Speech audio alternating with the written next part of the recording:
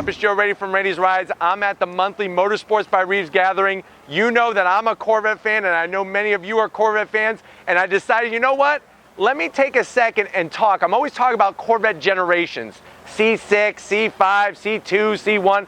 What does that look like? What does it mean? I was able to get these three Corvettes. I'm not able to cover them all today, but I'm able to get three different generations that we're going to cover. We're going to cover the C4, we're going to cover a C6, and then we're going to cover and finish off with a C7. Now what's awesome is many of you should remember that C7 ZR1 sitting over there because that was featured over at DuPont a couple months ago. If you haven't seen that video, I'll put it at the end and you could just hit it and take you back. So let's just talk Corvette history.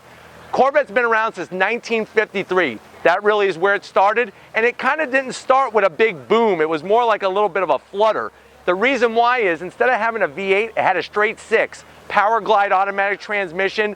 1955 is the first year where a V8 was introduced into the Corvette, and from there, that's where we get that connection with front engine V8 car. As the generations go through, so C1 goes from 1953 to 1962, C2 is from 63 to 67, C3 is going to be the longest, all the way from 68 to 82. Now let's start with C4 because that one goes from 84 all the way to 1996. So let's go ahead and look at this example. Really nice what was happening because there was a big change up. That C3 was getting a little bit long in the tooth. They decided to trim it up, slim it down, but it still has that Corvette style. I like on the C4, starting in 1991, they went in with this rounded front. You could see how they have the lighting with the fog lights and the turn signals, and nothing really screams 1980s, 1990s as flip-up headlights. Now what's amazing about Corvette headlights that you may not know in the C4 generation, they're not pop-up. They actually flip over like that. And that's why if you've ever seen a Corvette of this generation, because it goes from 84 to 96, and one headlight is up or both are up and the lights aren't on, that means those gears have stripped in the motors to flip those lights over. There's where we were going with the Corvette badge. No matter what Corvette you look at, I don't care what year, what generation, it's always going to have that checker flag, always going to have the Chevy bow tie flag. Really love the styling. I had a 1985 Corvette, very similar to this. Here's a little fun fact. They never made for production, actual production, sold at a dealership, a 1983 Corvette. So there was a skip there. 84 is the first year of this generation. Let's go ahead and continue this side. I love this car because it's all stock. This is what you were looking at. In 1991, they changed up the wheel design. There's that Corvette logo, which they also changed that up as well for 1991. Really the big news in 1990 was that the introduction of the 32 valve quad cam ZR1. That was that LT5 that was just mind-blowing back then. This one though, tune port fuel injection, awesome power, awesome reliability, clamshell hood. When you open up this hood, the whole hood goes all the way forward, and you're actually able to not only see the whole engine and get access to it, but also the upper and lower control arms. Let's continue down the side. Very, very low. When you get into one of these C4 Corvettes, you fall into it, really. That's how low the car sits, and it has very high sills underneath the door here that you can't see when the door's open, that you kind of have to drop into. Very, very low. Now, you had some options. These are Targa roofs, not a T-top. Whole top comes off. Usually they're painted. This is the optional glass roof. So that will come off, and then you can put it in the back. As we come down, in this generation, this is really where we just see the continuation of this being the everyday sports car that you could drive and enjoy. And even though this car is from the C4 generation, it doesn't get a lot of love, there's still a lot of performance. As we drop down, here's where Chevy made a mistake. What they did was they decided to round the whole back of all Corvettes. In 1990, remember how I told you about that ZR1? It had the original C4 nose, but the rounded back. They decided across the board to make it rounded with those roundish squarish taillights. I'm not digging back then. The vacuum style exhaust really was a turnoff. One way to know that this is not a ZR1, it doesn't have quad tip exhaust. Usually, well, not usually, but there is, the rear end is wider, so there would actually be more gap in between the sides of the license plate and the reverse lights. And the third brake light, which is mounted here, which would actually be mounted on the roof. Here's a little fun fact for you. Do you know what year the third brake light was introduced and required to be on all cars? 1986.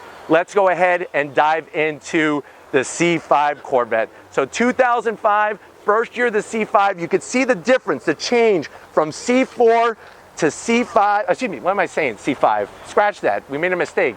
The sun's getting to me. C6, 2005, first year of C6. We're missing a C5 generation, I wish it was here.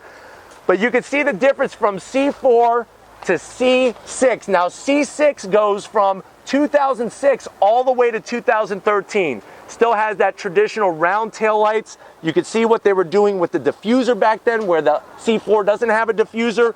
Center exhaust quad tip. Love the look, love the style, love this color.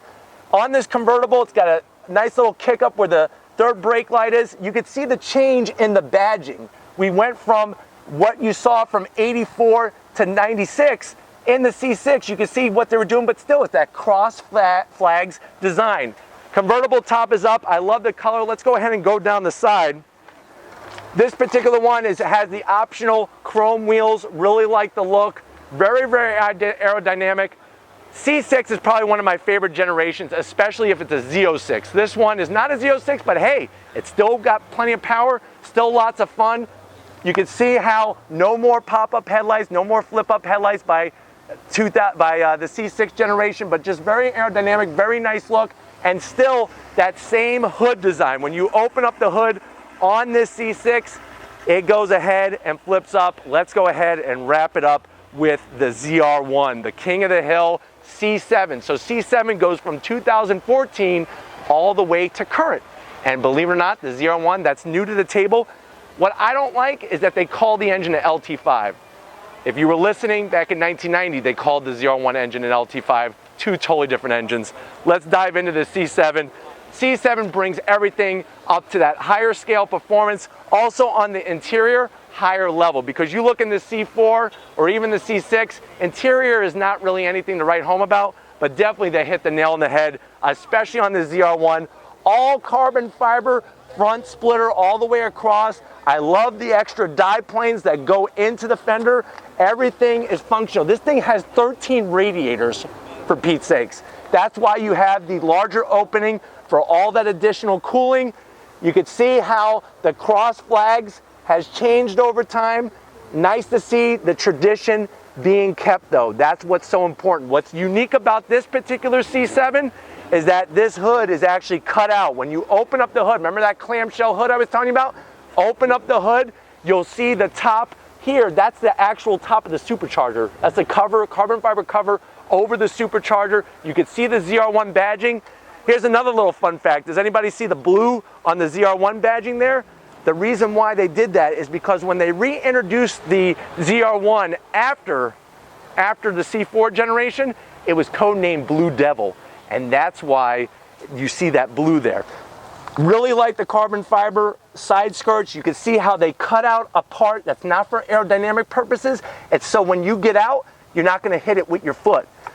Nice carbon fiber side vents. That's another Corvette piece of the puzzle. Check out these beautiful wheels. Love the style. You can see carbon ceramic rotors, massive calipers. Even though this is the rear of the car, check out the size of the caliper, even bigger up front.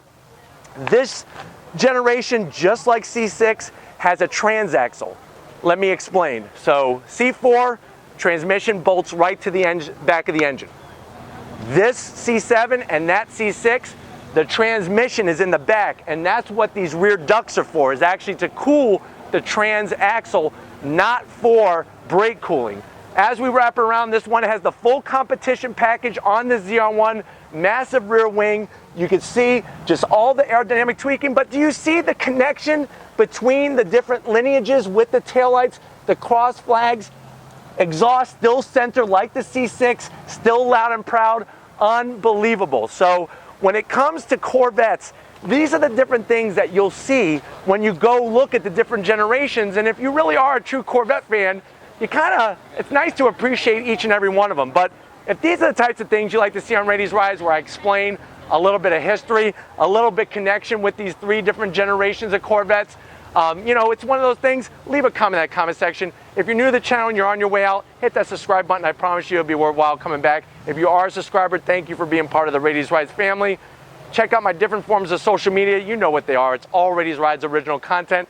You want some merch? Click the link in the description. Takes you right to Spreadshirt. Can't forget the man of the hour, Big Guns McGee. We're sweating out here. It is so hot.